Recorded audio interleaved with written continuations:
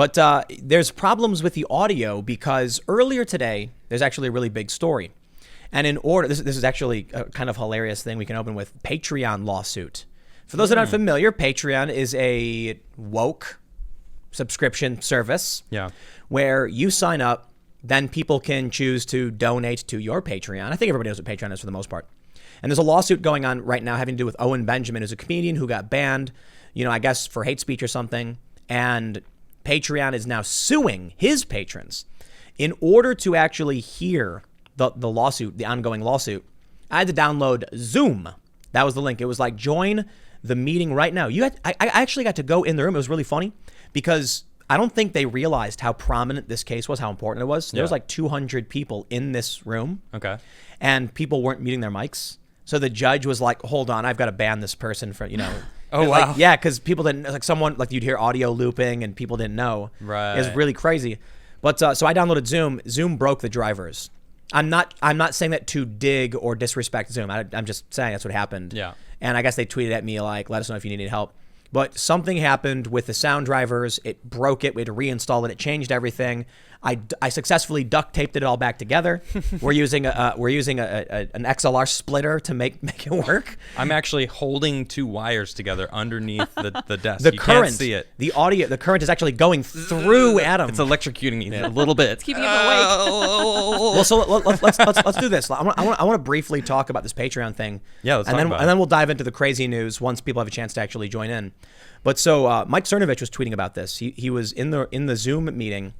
And I'm not a lawyer, so I could probably get a lot of these details wrong, but this is really crazy because Patreon banned Owen Benjamin. His patrons, I guess, then filed for like an arbitration because Patreon's terms of service say like any dispute must be brought to arbitration, not lawsuit or something. Okay. And then there's this law in California that says that Patreon has to front the cash for the overhead costs for arbitration. And Patreon realized that each individual case it's going to end up costing them millions of dollars to go to arbitration. It's worse than just going to court. So they tried getting the arbitration to end, I guess, and the arbitrator guy was like, no. So then they filed a lawsuit against Owen Benjamin's patrons. I could be getting some of the details wrong because I'm not entirely sure. I was just listening in on this court case. But the general idea is that Patreon changed its terms of service at the last minute because they knew that these claims would destroy their company. They call it irreparable harm. But they changed all those things after they already went to arbitration, right? So they already took them to arbitration, I mean. Some people filed for arbitration. Okay. And then a bunch of other people filed later after Patreon changed their terms of service. Okay. So Patreon's like, but you agreed to the new terms. And so the lawyer for these patrons was basically like, nah, you can't do that. Right. If I agree to an arbitration clause and then a conflict arises because of something you did, you can't change the terms later. Right. After the fact. He mentioned a specific case that where it's like, no, the terms that will be applied to this arbitration are the terms from the creation of the dispute. Like, yeah, when they actually banned Owen Benjamin. Right, okay. So that means basically it looks like it's leaning against Patreon. It's going to lean in favor of Owen Benjamin's patrons. That sounds like a really good thing. It could be. It basically means that all of these tech companies can be sued, as brought to arbitration, and they'll be bankrupted. Yeah. Yeah, Patreons will be. If this goes through, Patreon might be bankrupted overnight. Yeah, that could just bring them down. The argument is that I guess, and I could be wrong about this, I'm not entirely sure. It's like a tortious interference claim, where basically the patrons of Owen Benjamin are saying that Patreon interfered with their contract with Owen Benjamin. Because when you sign up for Patreon, you're saying, I'll give you $5 in exchange for what you offer. By Patreon banning this person, they severed the contract between Owen Benjamin and the patrons. Right. Which is, their argument is tortious interference. I don't know. I'm not a lawyer. Some of the details I probably got way wrong. All I was listening to the judge and the lawyers talk about it. But there's a thread from Mike Cernovich. Mike Cernovich, I retweeted it. Go to my Twitter, twitter.com/Timcast. Check it out because this could be a seriously game-changing anti-censorship ruling. Yeah. Like, if I don't know what would happen now because I'm sure that the courts will try to be reasonable to Patreon, but a lot of people got banned before these new terms and didn't know they could do this. Now, I'm sure the Patreon would argue that's not our fault. You didn't know what to do. You can't now sue us a year later under these rules. But if they argue that Patreon changed their rules because they knew arbitration was coming, Yeah.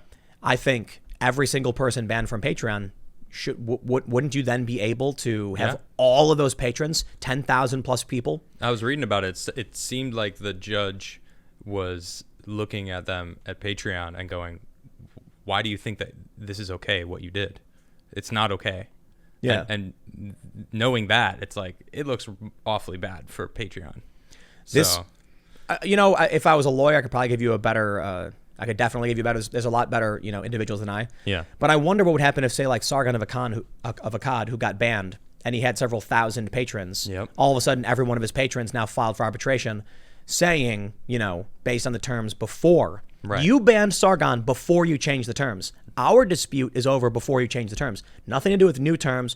And the other thing, too, is I don't know what the statute of limitations would be, but if many of Sargon's patrons quit Patreon, they never agreed to the new terms, which means anybody who canceled their Patreon account after they banned even Lauren Southern or Sargon could probably, whatever, the time frame might be 2 years, who knows, make an arbitration claim saying you severed my contract with Sargon. And think about this, there's a real harm there, in my opinion. You had direct access to your favorite creator, to your favorite political pundit, by paying them a fee. Right. You could then post directly on things that gave you exclusive access. By them banning him, they took away your ability to communicate with this higher profile individual that's hard to reach. Mm-hmm. So that could cause you, that's you could argue that's a real damage. I don't know if you can argue actual damages though, like how much money did you lose? Right. But I think, I'm not a lawyer again, so there's probably a lawyer sitting there going, he's so wrong, what a moron. But I don't know. I guess based on what I've heard today, it stands to reason, depending on the statute of limitations, if Sargon got banned like almost a year and a half ago, so it might be too late. But maybe the statute of limitations is 2 years. I thought it was like 7 years or something. For arbitration over... Oh, I don't... Yeah, exactly. I don't know. I think I don't know. We'll see what people are saying. Maybe there's like 2 years for claims in California or something. But imagine what would happen if like 10,000 people went after the social media company and said, we want an individual arbitration. It would cost Patreon $30 million, some ridiculous number. They don't have it. No. So how, and they'd be spending every waking moment of their existence in court. It's their own terms. Yeah, that's true. Yeah, the lawyer was saying that it's actually very beneficial to them. So anyway, that's the gist of the story. I don't know, what else there is to bring up as far as that goes, but this could change the game of on censorship. Well, it's kind of along the same lines of the reforming 230. Right. We have to look at the way social media as a platform that everyone uses. It's the new public space. So Patreon is the way that funds the public space for specific people to reach out to the community. Well, if they cancel you, essentially cancel you. That's what they did, right? They banned him. What was the reason they banned him anyway? Hate speech, I think. Okay. But this is interesting because I guess it's a tortious interference argument. Okay. Like I had a contract with this person and you broke it by banning him. That's weird though, because imagine if like I agree to you, Adam, to give you $5 a month so that I can follow you on Twitter. Okay. Regardless of what Twitter offers me. And then if Twitter bans you, can I argue that they broke the contract I had with you? You know what I mean? Yeah, right. Yeah, like Patreon's core function is this subscription service. So, I don't know, the whole thing seems weird. I have the definition of tortious interference right here. It says, also known as intentional interference with the contractual relations in the common law of torts, occurs when one person intentionally damages someone else's contractual or business relationships with a third party, causing economic harm. I don't know, man. No idea. Law speak. Yeah. Yeah, I don't know. Yeah. You know what I think? I think they might lose, but I think it'll jam up Patreon really, really bad. Yeah, yeah. And I think they mentioned that was actually the tactic, that it'll force them to front millions of dollars whether they have an actual claim or not. All right. It's going to seriously hurt Patreon. Yeah. Well, don't go around censoring people. You know what we need? Section 230 reform. If the speech is legal, the speech must remain. Yep. We can't do it, man. It's getting bad. And I'll tell you what, we're gonna segue in a second into our main story. But when people get inundated with the same thing over and over and over again, they go insane. But the problem is social media is really isolating. Yep. So the people who are on these platforms are following very specific bubbles. Echo chambers. Yep. And when the echoes keep hitting them in the face over and over again, they keep hearing the same thing. Especially when, when you've spoken about this a couple times, we'll go, one media will write something. And whether it's true or not, it doesn't matter. It'll enter the echo chamber and it'll start doing its rounds, right? And then the next company will see it and be like, oh, right, and one up it a little bit. Exactly. And then it continues through. Make assumptions. And it keeps getting a little bit worse and a little bit worse and a little bit worse as it travels through the echo chamber. And by the time it comes back to the original person, it's probably a brand new story in their head. And they see it and then go, they see it. Whoa. So and it'll pass that along. It'll be like this. They'll see a story that'll say like, Trump's polls drop, is this the end? Question mark. Right. And then they'll write like, wow, things are getting really bad for Trump. Then someone will see things are getting really bad and they'll be like, whoa, with the bad polls, Trump could be losing. Then someone writes, whoa, Trump is losing. Look at the polls though. Trump is losing. Right. Trump is losing. And then it makes it all the way back to the original guy who wrote the first story. And it says, this is the end for Trump. It's game over. And he goes, I knew it. Game over for Trump. See? Yep. I knew it. I called this yesterday. Exactly. Right. And then someone else sees it. I'm surprised you don't actually get stories where it's like just really crazy. Donald Trump did a triple backflip off the roof of the White House. Perfect 10. The Olympic Committee was there. Went nuts. Purple monkey dishwasher. Just like increasingly insane. Yeah, that's true. I guess that shows you there's like a thread of standards left at these companies. Maybe. Because you think about it, if someone wrote a story saying like look what they were saying about Donald Trump walking down the ramp. Remember Slowly. that? I watched the video. I was like, huh? Yeah, it's like, what if nothing happened? Sometimes ramps don't have like grit on them, like a sandpaper. Sometimes they do. And if they don't, and it's just a slick surface, I wouldn't want to walk fast and, fall down. Wait. Did you watch the video? I did. He's just walking. Yeah. Nothing he's walking, unique about it. It's not walking fast, but sure, he's a 7-year-old guy. Like, what do you expect? I noticed nothing. Spinning a cane. Doing the Lindy Hop. No. No, hold on. Who cares? The point is, there was no story at all. Yeah, that's what I don't pressed understand. play and nothing happened. He wasn't walking slow. He wasn't walking fast. He was just walking down a ramp. That's it. Yeah, I was like, why are we And then someone was like, doesn't it look like he's walking slow? And then someone writes, he is walking slow. And someone's like, what's wrong with Trump? Is he dying? And then it's like, Trump is very sick as evidenced by his inability to walk. And the next one is like, Trump is bedridden. And the next one is like, Trump must be gone. The drinking water thing. Do you see that? Yeah. So someone hit me up with that. They're like, well, look at this. How do you explain that? And I was like, well, actually, it makes perfect sense. Look at the sleeves of his suit.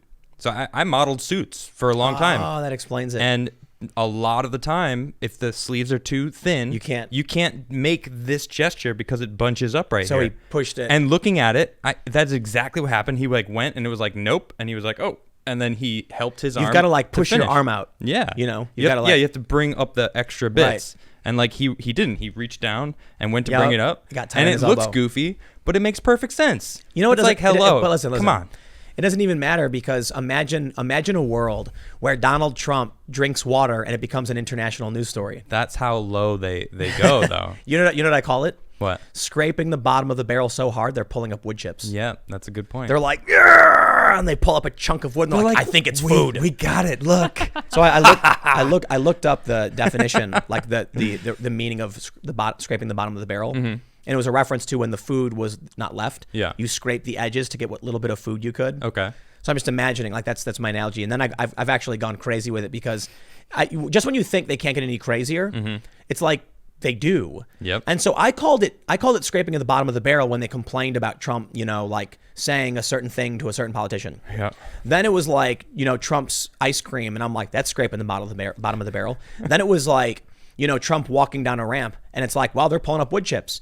Then it's like Trump is drinking water and I'm like, man, they're scraping the bottom of the barrel so hard, there's no bottom left and they're pulling up dirt. Yep. There's like, we found more food down here. What is it? I don't know. Eat it. Going to China. It's filled with B12. Yeah, it is, right? Yeah, there's lots of B12 in dirt. Well, there you go. They found random a way. Nutrient facts. Yeah. Well, let's get to the main story, everybody. If you haven't already, make sure you destroy the like button. Decimate it. Give a little tap. Decimate it from space. Decimate means to reduce by 10%. Okay.